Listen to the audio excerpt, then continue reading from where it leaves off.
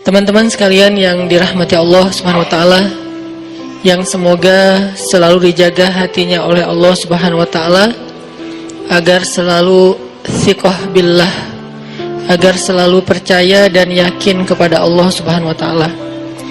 Karena kelemahan kita itu berawal saat kita mulai meragukan Allah. Dalam segala dinamika hidup, kita selalu butuh Allah. Kita butuh Allah ketika Allah kasih kita ujian. Bahkan tetap kita butuh Allah ketika Allah kasih kita nikmat.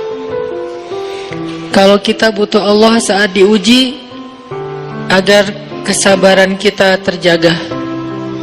Karena orang yang tidak ditemani atau dibersamai oleh Allah Subhanahu wa taala ketika dia sedang diuji, maka dia akan mudah untuk berkeluh kesah, bahkan berputus asa. Kebersamaan Allah kepada dia saat dia diuji itu adalah Allah Subhanahu wa taala menghibur hatinya. Allah Subhanahu wa taala menenangkan hatinya. Allah Subhanahu wa taala menghidupkan hatinya dengan nikmat iman. Ala bidzikrillahi tatmainnul qulub. Innamal mu'minun idza dzukirallah wajilat qulubuhum. Bukankah dengan mengingat Allah hati menjadi tenang? Dan orang yang beriman apabila diingatkan dengan nama Allah, disebut nama Allah, maka hatinya akan bergetar. Ini bentuk Allah membersamai hambanya ketika dia dalam keadaan diuji. Allah menghiburnya dengan kalimat, alam yajidka yatiman fa'awa wa wajadaka dhallan fahada wa wajadaka ailan fa'aghna. Allah menghiburnya dengan kalimat, inna a'tainakal kautsar. Allah menghiburnya dengan kalimat, kalla saya'lamun summa kalla saya'lamun. Allah menghiburnya dengan kalimat, la tahzan innallaha ma'ana. Ini adalah ketika Allah membersamai seorang hamba saat dia dalam keadaan diuji. Allah membersamai hamba juga ketika dia dalam keadaan diberi nikmat. Karena tanpa itu, maka seseorang akan jatuh justru kepada dosa-dosa karena dia mendapatkan banyak kenikmatan hidup.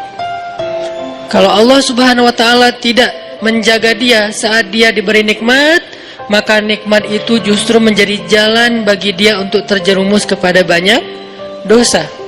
Justru nikmat itulah yang menjadi penghalang bagi dia untuk mengingat Allah. Karena dia sibuk menikmati hidupnya, akhirnya dia terhalang dari mengingat Allah tepat waktu. Sibuk menikmati hidupnya, terhalang dari Allah untuk bangun tengah malam. Karena dia tidurnya larut. Kenapa tidur larut? Karena terlalu banyak yang harus dia nikmati sebelum tidur. Dia bisa makan-makan, dia bisa jalan-jalan, dia bisa ngopi, dia bisa ketemu teman, dia bisa belanja.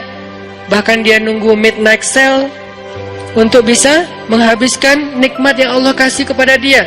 Sehingga akhirnya tidurnya terlalu larut, lalu dia tidak bisa bangun untuk menghadap Allah, curhat kepada Allah. Hal yang selama ini dia lakukan justru ketika dia diuji oleh Allah. Ketika diuji oleh Allah, mudah bagi dia bangkit tengah malam, curhat, sujud panjang, menangis dalam doa. Ketika Allah kasih nikmat, curhatnya hilang, malamnya lelap, sampai bahkan subuhnya juga kelewat. Ini kalau Allah nggak membersamai seorang hamba ketika dia diberi nikmat. Sehingga orang yang seperti ini, kalau dalam keadaan seperti ini terus-menerus dalam jangka waktu yang lama, nanti dia akan terjebak di dalam istidraj.